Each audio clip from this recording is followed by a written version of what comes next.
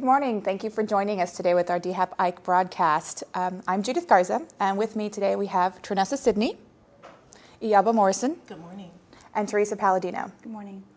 This will be the first broadcast that we've had for you all since the notification that we received the appropriations for HCV conversion vouchers for our DHAP families.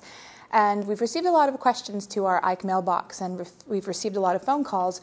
And while we hope we've been able to keep up with everyone and capture those questions and answer them, we know that you'll still have plenty more to come through. So please, as you received in your email notice, email us, call us, contact the Ike mailbox, and keep those questions coming. As you know, this conversion will be very different from the Katrina conversion, namely because we don't have priority categories or preferences, and because the conversion, as written in the language with the request, was specifically for those families who are currently still active and participating in the DHAP-Ike program. That population at the time of the request was about 3,800. We expect that population to continue to dwindle a little bit because as we've talked to some of the PHAs out there, you've advised that some families have just decided to move on, some families will not qualify, some families have been terminated for violation of occupancy agreements and other reasons. So we expect that that number will fall from the 3,800. But again, one thing that's really important to note is that these vouchers were earmarked specifically for those families and are only for the duration that those families that receive them, that are eligible and receive them, continue to receive the assistance, meaning they don't go necessarily back into they don't go at all actually back into the baseline. They are only active for the duration that the family is using them. Now that's something very interesting and very different from the Katrina vouchers. And because of that, we've had a few questions here or there about how to go about this. And we've also had a couple of issues internally when routing notices and getting a little bit of guidance on that. So pardon the delay of any questions that you still have pending that we haven't been able to answer. But given the current budget, we are very fortunate and very happy that we've gotten these vouchers. However, they do come with some really tight stipulations as to usage and fees associated with them. We have information for you today on reconciliation. Trinessa will talk to you about DVP and how that also plays into the conversion. And Teresa will touch up on everything that has gone out via email, some questions, some frequently asked questions that we have, and all sorts of other issues kind of here and there, loose ends. But Iyaba will talk to us mostly about reconciliation and any other questions that you may have in that respect. If we don't cover anything today that you still have questions about, please email us. Again, this is the first broadcast since the notice of the conversion, and there's still a couple of unanswered questions here or there because this conversion is much, much different than the Katrina conversion. So with that, I will hand it over to Trinessa, who will talk to us about DVP and PIC codes. Good morning, everyone. I guess just to reiterate what Judith is saying, the vouchers will be used only for those families currently participating in DHAP-Ike as well as the Disaster Voucher Program, also known as DVP. I'm going to briefly talk about the new PIC code, which is D as in dog, V as in Victor, Ike. So it's DV-Ike that will be entered into PIC. That code will be used for the conversion of both DVP and DHAP-Ike families. That code is to be entered into line 2N, other special programs on the PIC form 50058. Please be sure to enter that code only and only for those families. We'll be tracking those families with the funding, and we need to make sure that the tracking and utilization is accurate. Also, PIH Notice 2011-65, which talks about the timely reporting requirements for PIC submissions. This is for all PHAs for the voucher program. Please be sure to enter issuance of a notice, which is action code 10, before entering new admission, which is action code 1. Failure to enter issuance of a notice will result in a warning at this time. However, in the future, failure to enter issuance of a notice, action code 10, will result in a fatal error. For the DVP administering PHAs, the DVP PHAs should have received the letter talking about the conversion process, DHAP-Ike code, and the funding application that was sent out on December 5th, which was earlier this week. Please note that DVP families are continuously assisted families under Section 8.0 of the United States Housing Act of 1937. Therefore, these families are only, and I do repeat, only under the low income requirement. DVP families are subject only to low income reporting requirements. They will not be subject to income targeting, and they're continuously assisted. So the transition should be fairly simple, especially if the housing authorities have been administering DVP properly, which means they have been implementing the total tenant payment or total tenant portion, TTP, for each of the families, and keeping up on the annual reexaminations for each family. If you have any questions concerning the conversion process for the DVP families or even the DV-Ike code for PIC, please feel free to email me at dvpactive@hud.gov. Again, that email address is dvpactive@hud.gov. Also, feel free to give me a call. My telephone number is 202-402-4303. I'm sure many of you have it, so I'm be happy to speak with any of you. And turn this over to Teresa. Thanks, Trinessa. As Trinessa and Judith both touched on, Congress did appropriate funds for DVP and DHAP-Ike families to convert. You're going to be receiving a letter from both for both programs, DVP and DHAP-Ike. Those letters will very clearly go over the directions for applying for funding to support the families that are currently active in your program. If you have any questions about the process, please email DHAP-Ike to hcb@hud.gov. We're always available to answer your questions or concerns. But again, as they touched on, these vouchers are solely for active DHAP-Ike and DVP families. Once these vouchers are issued to the families, they may not be reissued to other families should these participants fall off the program. These vouchers also cannot be given to families that are currently on your agency's waiting list. These, again, are not for the mainstream public or applicants. It is for specifically disaster program families. I believe that covers everything regarding the DHAP-Ike to HCB conversion. Again, the letter is going to very clearly streamline the process. It's a little bit different, as Judith mentioned, from DHAP Katrina conversion. So if you have any questions, call us. I'd love to speak a little bit greater detail, but we are still running our process through concurrence so that we're giving you the best information at one time.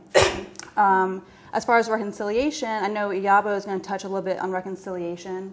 However, it is an ongoing process for PHAs who have already closed out their DHAP-Ike program.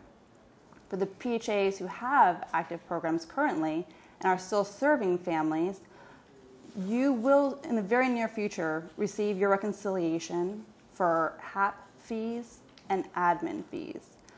For questions regarding reconciliation, please email DHAP-Ike@hud.gov. So there's two email accounts now. Reconciliation and general program questions can go to DHAP-Ike@hud.gov, as y'all have done for the past several years. Questions specific to the conversion should go to DHAP-Ike to hcb@hud.gov. And following this broadcast, we'll send you an email that contains all the contact information, so that you have that your access. Is there an email address for DVP as well, or should they send them to DVP@hud.gov? Great. So it's all the same for me. Great. Okay, And we'll great. make sure that we include that in the notes, because I know you covered some really good points about the codes and whatnot. And so And we'll make also sure we I want to include. touch on the BMS. I forgot about that. Absolutely. Go ahead. As far as the set-aside funding application, because this is going to be very important, applications for the DVP administering housing authorities, and is also for the DHAP-Ike. Right. Okay. The applications are due to the HUD Financial Management Division by December 14th. That is next week. Please be sure to submit your applications via email. It is in the letter that you have received for DVP administering housing authorities. The application is due December 14th. In that email, you receive the letter, the Microsoft Excel spreadsheet, which is to be filled in completely, as well as the application, the HUD 52515 Section 8 funding application. You do not need to fill out, and please take note of this, sections A, C, and D of the form. You do need to include, however, your PHA name, PHA code, and the number of families needing vouchers, and that is to go in section B of that form. Again, do not fill out sections A, C, or D. The application is due December 14th, and the application can be submitted through DVP Active. The HUD Financial Management Division has access to that email address, so they will be able to take applications as quickly as possible, and I will also be having access to that email address, so I can forward it to them if needed. But again, submit the application by December 14th along with the Microsoft Excel spreadsheet. Tressa, thank you for bringing that up. As Tressa mentioned, a letter has gone out to PHAs participating in the Disaster Voucher Program, DVP. Again, the letter for DHAP-Ike has not gone out yet, so for the PHAs who have not received a letter that Tressa is speaking to, you will be receiving one in regards to DHAP-Ike. The letter is going to be very similar to the DV. For the PHAs who are serving both programs, the letter will be very similar, but it will have some differences. So I encourage you to read both letters thoroughly, so that way you can apply for this funding appropriately and submit your application back in a timely manner. As Tressa mentioned, the application for DHAP-Ike will also be due December 14th. I know you don't have your letter yet, and we're giving you a little bit of a shorter turnaround, but it is a very, very basic and streamlined application process. So I do feel that the PHAs, that you shouldn't have any issues with getting it in by December 14th. If you do, please feel free to contact us. And again, we're going to send you all this information in an email so we can provide greater clarity that you'll have at your disposal. Another touching point in referencing the application process, again, our letter will cover that, and our letter will cover a step-by-step process for you to convert your families. One step that I can speak to right now is that if you have not done so already, we very much so encourage you to begin reaching out to your families to notify them of the appropriations and of the opportunity to convert to the Housing Choice Voucher Program. Please do be very clear with your families that they must meet all eligibility requirements of the HCV program. Please also be very clear with your families and landlords that assistance through the DHAP-Ike program will end January 2012. So the last HAP will be for January 2012. If you have eligible families that you do not feel will be able to be under lease and convert to the HCV program prior to February 1st, please notify HUD as soon as possible with what the holdups, what the issues are, how many families you're looking at, and we can definitely work with you, see what we can do to assist. I think that pretty much concludes everything that I had on my end. Sure. Going back to the comment on families that may not reach the January 31st deadline, just want to make clear that FEMA and OMB have been the ones to establish that our end of program is January 31st, 2012. They have not given any indication at all whatsoever of an extension. They extended this far with the understanding that we could begin preliminary processing, as we spoke about on previous broadcasts, every activity up to potential conversion, pre-conversion activities, and there were fees associated with that. And because pre-conversion activities were approved by FEMA and were funded, and some PHAs actually did take advantage of that and began their activities, that's why they believe that January 31st was enough time to have us convert the approximately 3,500 families in place. So please know that while we say let us know if there are going to be families that will not meet this deadline, we say that so that you can give us information so that we can help make the case for a possible extension. But please know that as it stands, January 31st is the drop-dead absolute end of program date. And as of yet, we have no indication that they will support an extension. We have no indication that we will receive an extension at all whatsoever. But we are currently crafting plans for what to do if you should have families that don't meet that deadline. We're looking at practices from Katrina and their transitional closeout program, and we're also looking at questions and inquiries that we're getting from local officials. For those in Houston, We had the good fortune of meeting with Congresswoman Sheila Jackson Lee yesterday, and she asked me a couple of questions about DHAP, and she obviously supports everything that all of the PHAs are doing all over, and she supports everything and appreciates everything that all PHAs are doing to help all families. But she had particular interest in the families that we talked about that may not be eligible for the HCV conversion. This, along with the fact that January 31st is a tight deadline, piqued her interest, and therefore she asked that we get back to her with further details on that. So along with Teresa, what she had just mentioned, let us know if you have families. Also let us know about the types of situations that you're seeing for individuals who don't qualify for HCV. Previously, the case management information and the level of detail that we were able to get through case management, I completely attribute that information and everything that you all did towards getting us to this point, to getting us the conversion vouchers, because you gave us such good information on these families.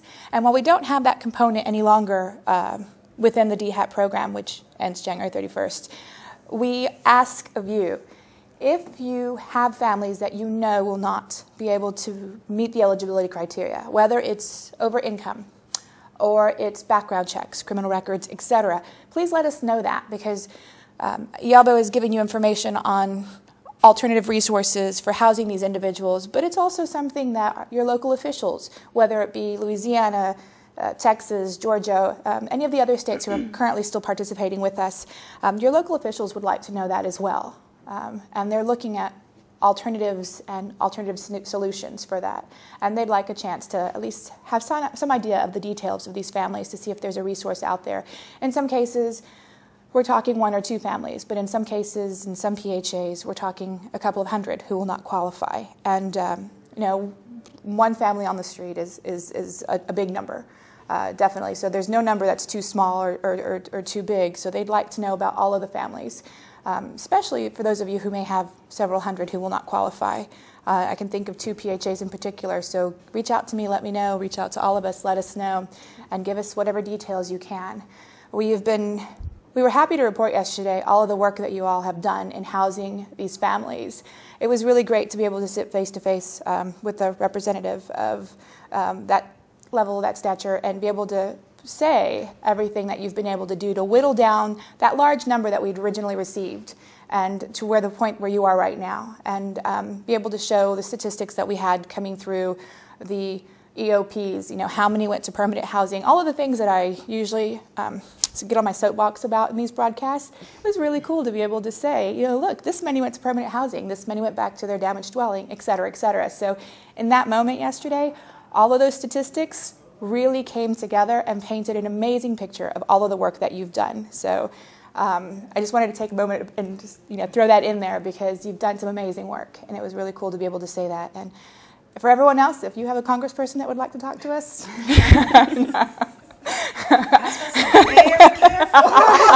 no, but we welcome the chance to sing your praises about everything that you've done. You've done amazing work out there. I think all of us know this. And Trinessa also has amazing statistics about the DVP families. That was the first group actually that we were able to assist through disaster programs, right? DHAP, actually. DHAP. Mm-hmm. Taking it back. So it's kind of neat to have you with us on a broadcast, one of our last broadcasts. It kind of brings it full circle. And not to get too sidetracked, but anytime we can talk about how amazing you guys are and everything that you've all done is a good opportunity. So I just wanted to throw that in there. But going back to being somber again, going back to January 31st is the end of program. But as Teresa mentioned, please let us know any information that you can, because every bit of information you give us will help us make the case for potentially, possibly, an extension, a transitional closeout program, some kind of bridge between where they are now and the small amount of time it may take to get them permanently housed. So with that, I turn it over to IABO. Okay, Ms. Palladino earlier said that I was going to talk some about reconciliation, so I'll cover some of the more administrative things associated with reconciliation at this point. As you well know, agencies that have closed out their DHAP Ike programs that no longer have families, letters on housing assistance payments, fees, administrative fees, security deposits, and utility deposit reconciliations have already began occurring. And so I've been looking in the mailbox, and I see that a number of agencies have already responded. And of course, one of the reasons why we engage in reconciliation is to determine if your agency was overfunded or underfunded. And so that information is only as good as the information that we have in the disaster information system, as a lot of the reconciliation data we pull is out of that system. So one thing to be aware of is that at some point after January 31st, probably a few months later, the cases in DIS for DHAP-Ike at some point will be deactivated. If you participated in the DHAP Katrina program, you know that if something comes up and you try to click on that family, it's inactive for you. So we really want to make sure that you begin doing any type of reconciliation, making any type of corrections to DIS errors as soon as possible, because at some point you will not be able to work with those records anymore. Now that's going to be a couple to a few months away, but you really want to start beginning that as soon as possible. Not to say that you don't have a lot of other activities keeping you busy, because you definitely do, but in terms of reconciliation and wanting to close things out and make it as seamless as possible, begin to start taking care of those activities. And those letters that you have received related to security deposits and the other types of fees, we want to make sure that the information that we have is accurate. So you should be reviewing the letters and any monetary information that's submitted in those letters, because we do not want you remitting any type of payment to HUD until you're sure and positive that the information is correct and what you owe or what should be sent back to you is appropriate. We don't want to have you in the position of waiting for information or needing your money. So definitely, if you have any questions or concerns related to the calculations that are found in those letters, of course you can email DHAP-Ike@HUD.gov. And like I said, I've seen that a lot of agencies have already begun to do that, so thank you very much. Just remember that the entries made in the voucher management system, or VMS, are to be reported on an accrual basis. So make sure that your agency reports the housing assistance payment for the month that it was provided. So if you have a check that covers rent for a couple of months, so if you have a check that covers November as well as December, make sure that you report that information for the month in which the payment was made. So also something else to think about in terms of reconciliation is that one of the things that we look for is to make sure that data entries in DIS or VMS also align with program policies. So with any of the PIH notices that we have out there, just make sure that anything that you have in DIS or VMS is supported by the policy that is indicated within any of the PIH notices that we have put out there. And I know that there are a number of PIH notices and you're still waiting for some PIH notices. So definitely there's a lot of stuff to go through in terms of that, but definitely just make sure that information aligns. So just make sure again that the information that you have in DIS is accurate.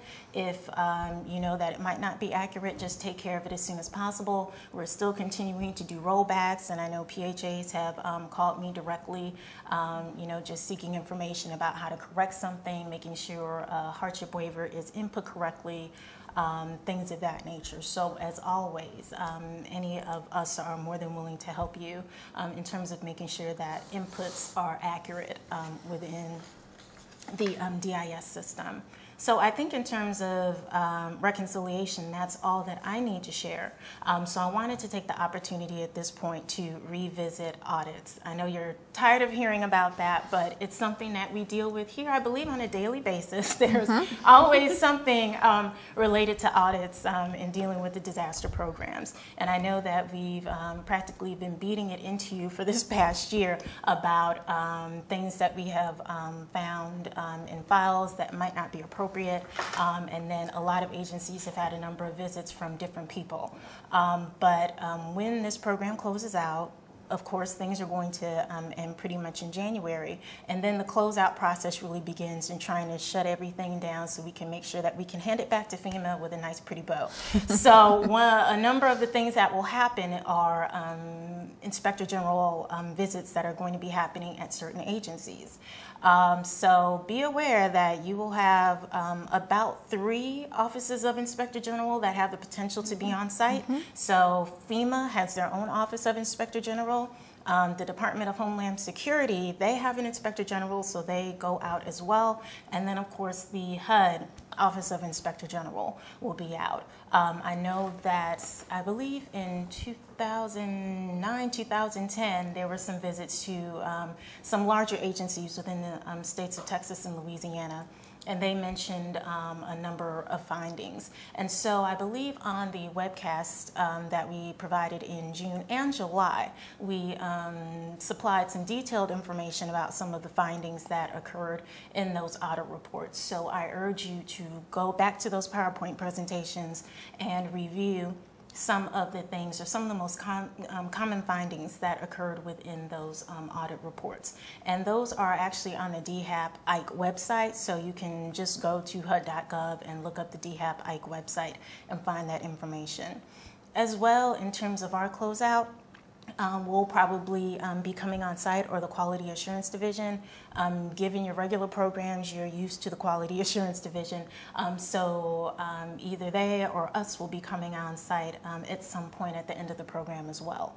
Also in February and March of this year, the Quality Assurance Division did some site visits with agencies as well, and there were some common findings that they found also, and that information has been provided to you over the summer. But some of the things that they do look for are comparing information between the disaster information system and the voucher management system. And so when they do that comparison, they just really want to make sure that the information is consistent between the 2 databases. So you're just going to want to ensure that the inputs that you have in DIS and VMS are both supported and make sense. A couple of the more common findings they found were over-reporting or under-reporting of unit months leased, of housing assistance payments, or security and utility deposits returned. And I know, based upon some of my conversations with agencies, security deposits and utility deposits can be kind of difficult to get back. But definitely in terms of that reconciliation, we want to make sure that the information supplied related to those types of deposits are accurate. Also, there were some financial discrepancies. You really want to make sure that your DHAP-Ike funds are separate from other housing choice voucher programs, activities that you have. So that's something that you really want to pay attention to. In terms of the notices that I was talking about earlier, I know that I've been promising you, it feels like for weeks and weeks, that a PIH notice was going to be going out on the final extension that we've had. And that process is still ongoing. The notice is going through concurrence, but I promise I check on it probably every other day. So as soon as we're able to get that information posted, you all will be made aware of that. So again, in terms of any type of issues with reconciliation, you're going to want to reach out to DHAP-Ike at HUD.gov, and then activities related to the DHAP-Ike conversion would be DHAP-Ike to HCV at HUD.gov. And then, of course, just remit any issues related to the disaster voucher program to Ms. Sidney. So other than that, I feel kind of strange that I'm not talking about case management things anymore. And I'm always, putting my heart out there and telling everybody thank you so much for all of your diligent efforts. But I know now that has been transferred to actually trying to get these families converted to the Housing Choice Voucher Program as quickly as possible, given our limited time frames. But as always, from the bottom of my heart, thank you so much. We really appreciate everything that you do on behalf of our families, and I guess we're getting ready to close it down. That's kind of exciting. Pretty scary. That's exciting. It's kind of bittersweet, right? So as everyone has mentioned, thank you all very, very much for all of your hard work and all that you do. And again, please keep us posted of the families and the statistics. The biggest takeaways that I guess in the email that we compile clearly the PIC codes, reconciliation, and all questions that you have that don't kind of fit in any category, be sure you just send those over to Teresa. She loves random questions. Always happy to. Always happy to help you with random Always questions. But no, just keep us posted. You know, we don't always have the quickest answer, and a big part of that, unfortunately, is because even within HUD, we have maybe a tiny bit of concern or disagreement over, is January 31st the right deadline? And a little inside scoop or baseball or whatever the expression is. That's kind of what's been the holdup on some of these notices, a bit of back and forth discussion on, is this the deadline, who set this deadline, and people coming back to ask FEMA about the deadline. So we don't mean to cause a delay. We assure you it's not our intention at all whatsoever, but it is what sometimes tends to hold us up. There are many, many signatures throughout this building that are necessary, and explaining to every single one of them that we don't have the authority to make the decision about the extension is sometimes an interesting conversation to be had.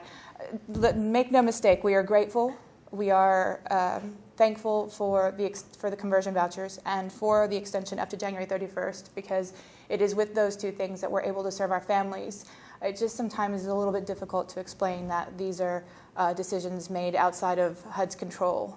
So that's what often causes the delay. But if you should have any questions at all whatsoever, please let us know, and we will be happy to address them as quickly as we possibly can.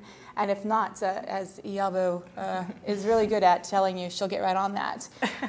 So just, again, keep us posted, let us know. And if anything else, Teresa? No, that sums it up for me as well. Great. Trinessa? DVP ends December 31st, not January, not February, no further extensions, no further HAP payments are made after December 31st. So the PHAs that want to do a little dance right now, go right ahead. You worked hard, you deserve it. Thank awesome. you. We want to see you dance. Iyabo, any closing comments, anything? No, I think that's it. Okay, well, from all of us, we want to thank you, and we look forward to hearing you with any questions that you have. Thank you very much. Thank you. Bye.